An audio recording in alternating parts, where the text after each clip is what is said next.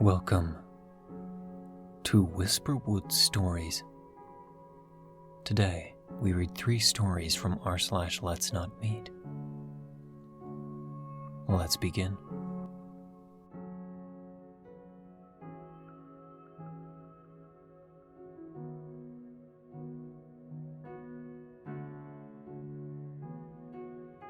Our first story is from Metal Gear.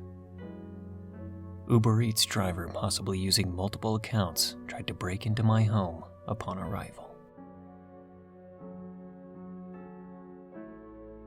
For some context, I live in a major city and currently don't do a lot of driving due to ongoing issues with my car, plus the pandemic has made me turn to more delivery apps in general. So the other day, around 1 p.m., I decided to order some lunch after doing a lot of cleaning. I placed the Uber Eats order and found something to watch while I waited for the food. Within a few minutes, a driver accepted the order, and I noticed right away that the driver, Anthony, was on a bike. Didn't have a profile picture or any deliveries on record. At first, I wasn't alarmed at all. I was almost amused, like, oh wow, guess I'm this person's first ever customer. But then, a full 30 minutes passes with no driver movement on the app. And at this point, I think maybe something is glitching out or the driver is stuck. I contact support via the chat option, and they ended up assigning a new driver because they couldn't reach the first one. Odd, but whatever. Now is when it starts getting a little weirder. The new driver assigned is in the exact same spot as the original driver was. They are also on a bike, also have no profile picture, and have no prior deliveries as well. And this driver's name was Lori. I let another 20 minutes pass with no driver movement before I message them myself and say, "Hi there, are there any issues with the order?" The app shows that the driver saw the message, but no response. All this time I'm checking to see if Uber Eats is maybe experiencing issues, none that I could find. And at this point, while I'm definitely weirded out, I'm mostly just hungry, so I contact support again to request some assistance. They reassign the driver again and apologize for the inconvenience. Same deal, they also tried to contact the driver with no response.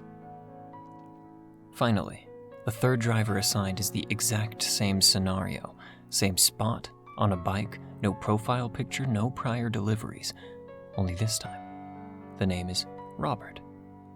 And before I can react and go about canceling the order at this point, because I'm tired of dealing with this, he suddenly has my food and immediately messages me the following. "Hello, have your food. What's your phone number?" And I respond right away with, "I'm not super comfortable giving my phone number out when you can just message me here." He responded again with, "What's your number? Be there in 10. How old are you?" And at this point, the alarm bells are going off, and I contact support immediately to have the order canceled and get further assistance.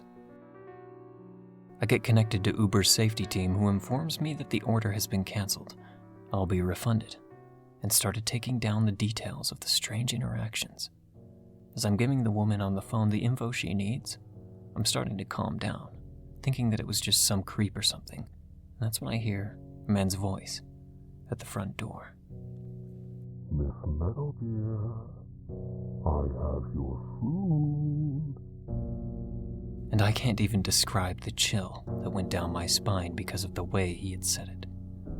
Making things even worse, the Uber safety woman on the phone with me heard him as well and goes, "Is that him?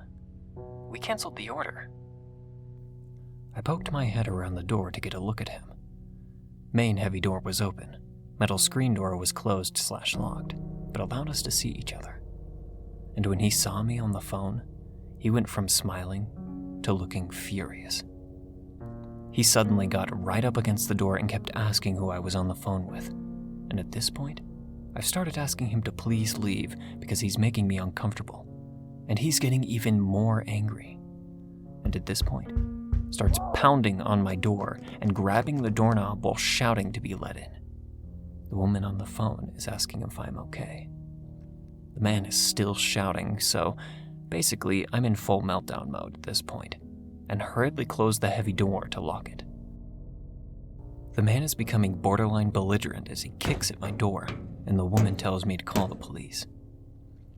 He ended up walking away from my house about a minute after that, and back up to the sidewalk. And for a moment, I thought he screwed off, so I finished my conversation with the Uber safety woman so she could submit the report. Once she submitted it, I called the police and told them what happened. They weren't incredibly helpful at first since he didn't actually break in or put his hands on me, and they told me if he came back to call again, and they would send an officer out. I did end up having to call them again and give a full report plus description of the man since he didn't end up leaving right away. He stayed in the neighborhood for almost 20 minutes. According to one of my neighbors, after she heard the yelling, she saw the man I described walk back up from my house to the sidewalk and hop into a truck with another man in the passenger seat, and they apparently just sat there staring at the people walking by and being incredibly sketchy. And that's when she walked back towards my house and asked me what happened. Luckily, she was able to give myself and the cop a description of the vehicle and the other man as well. So basically, this was a very bizarre and uncomfortable experience, and I wanted to share it to see if maybe anyone else has ever experienced anything like this, because honestly, I'm still pretty shaken up and will be avoiding delivery apps for quite a while. So, strange Uber Eats driver who asked me for personal info and then proceeded to try and break in, please, let's not meet.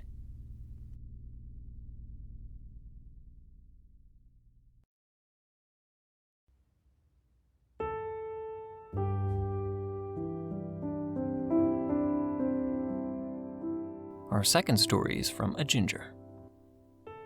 Encounter with a creepy man in a poncho.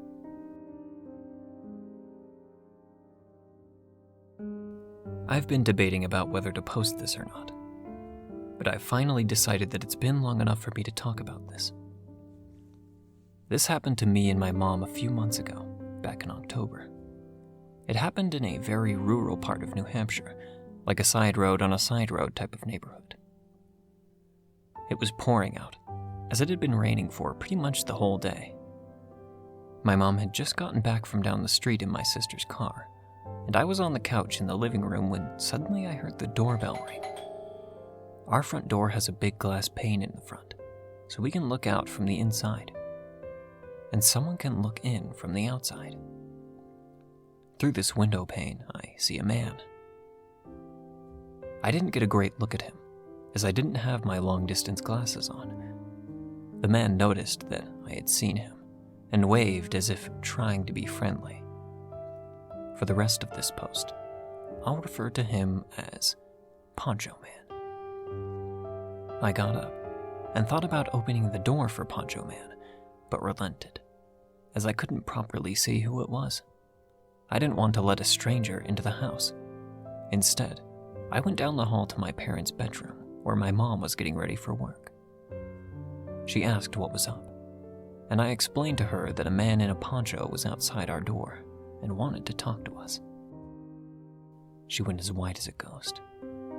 Immediately, she stopped getting ready, closed and locked the bedroom door, and started checking the windows to make sure they were locked. I asked her what was going on. My mom explained that as she was driving home, she had seen the Poncho Man. He had been standing, motionless, on the side of the main street. As soon as my mom turned down our road, he started to walk, presumably to follow her. She said the encounter was weird, but thought nothing more of it. Why would someone be out in the pouring rain down a back road in the afternoon? It was like he was waiting for something. I started to panic as well. My mom called my aunt, the two were like best friends, and asked what she should do. My aunt told her to call the police immediately, and so we did. We proceeded to pace around the bedroom, frantically looking out the windows to see if we could see Poncho Man. From where the bedroom was angled, it was impossible to look at the front porch and see if he was still there, but we were desperate for anything. After what felt like hours, we finally saw a police car pull up. We carefully unlocked the door and went down to let the officer in. We explained what we saw, and he agreed to do a scan around the neighborhood. As he left, I noticed there was something on the doorknob. I took it off, and it was a political ad for a candidate who was running for office. It's possible Poncho Man was just campaigning for the candidate, but there are a lot of holes in that story. It was pouring out, so why would you go door to door? And why would you go that route in such a rural neighborhood? The houses are so far apart you'd barely make a dent on foot. The time doesn't make sense either. Sure, I and my mom were home, but it was about 4 in the afternoon. Most people would still be at work, so you'd probably get no response from knocking anyway. Eventually, the officer returned. He had found the guy down the road and had questioned him.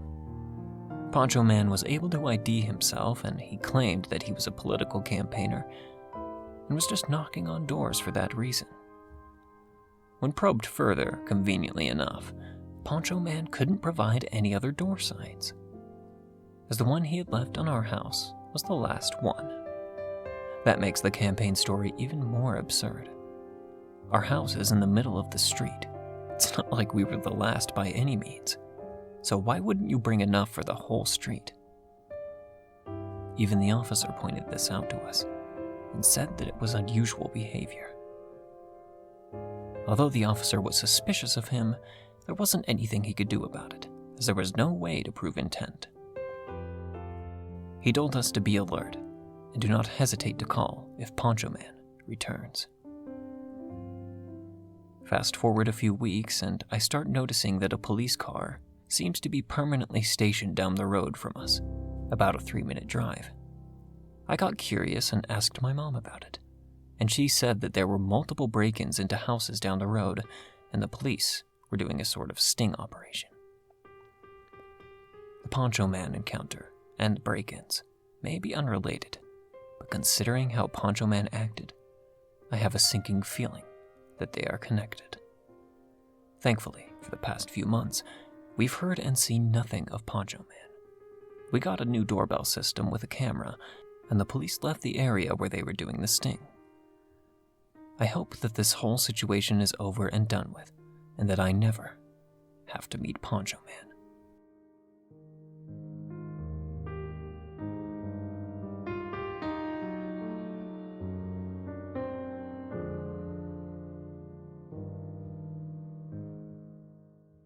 Our last story is from happyghostpogs. I hid in my bathroom in the midst of a home invasion when I was 9 years old.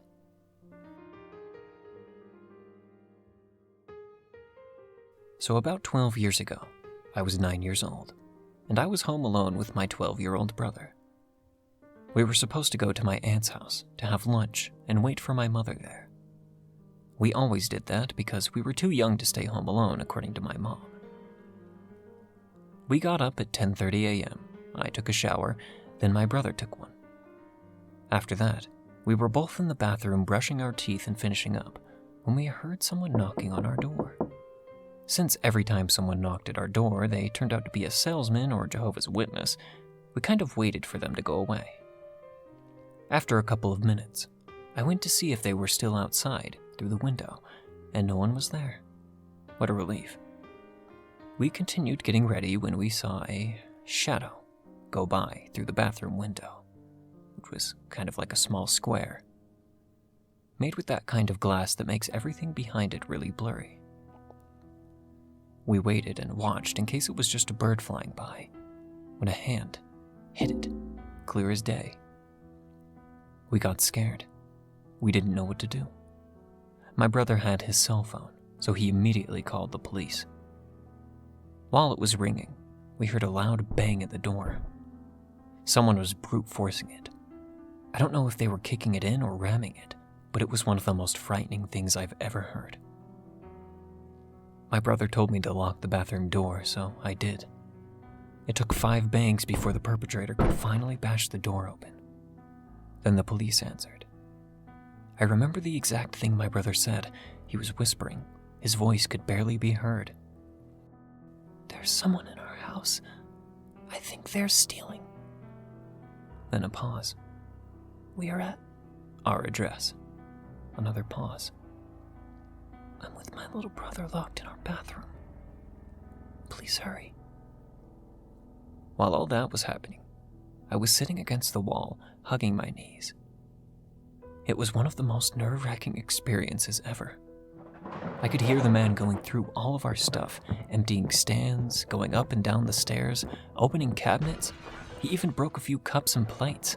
Don't know why. Then I heard the sound my cell phone makes when it turns off, and I remembered leaving it on the kitchen table.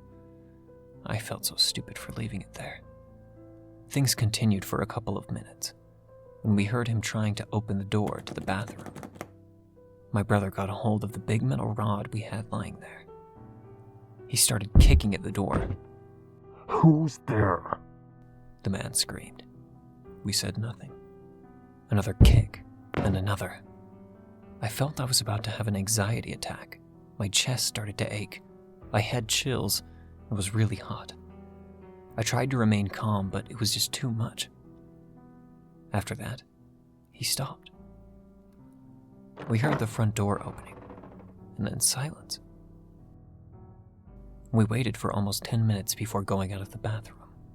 The living room was a total mess. Lots of papers and books on the floor.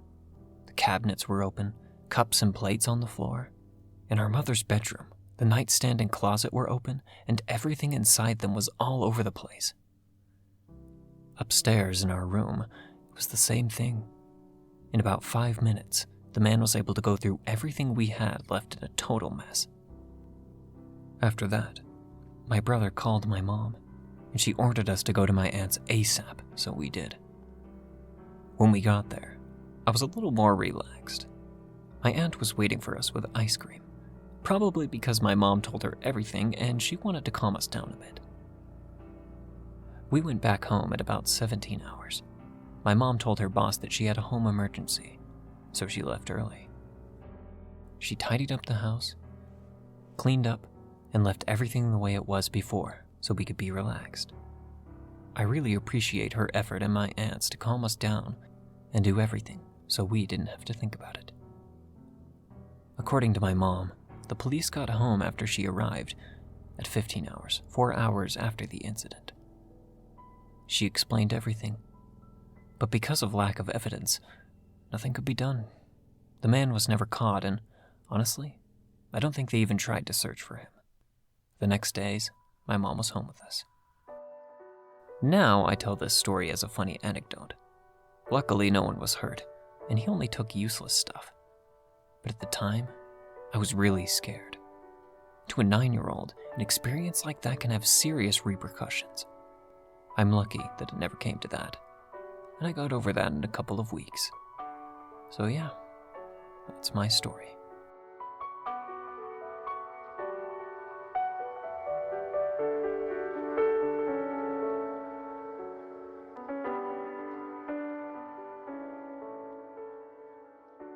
Thank you for listening to Whisperwood Stories. If you enjoyed, don't forget to comment, like, and subscribe down below. Do you have a story that you would like me to read here? Consider commenting or sending it to whisperwoodsubmissions@gmail.com. The stories in this video were read with the author's permissions. Thank you again for listening, and be sure to check out the original Reddit posts. Want to support me?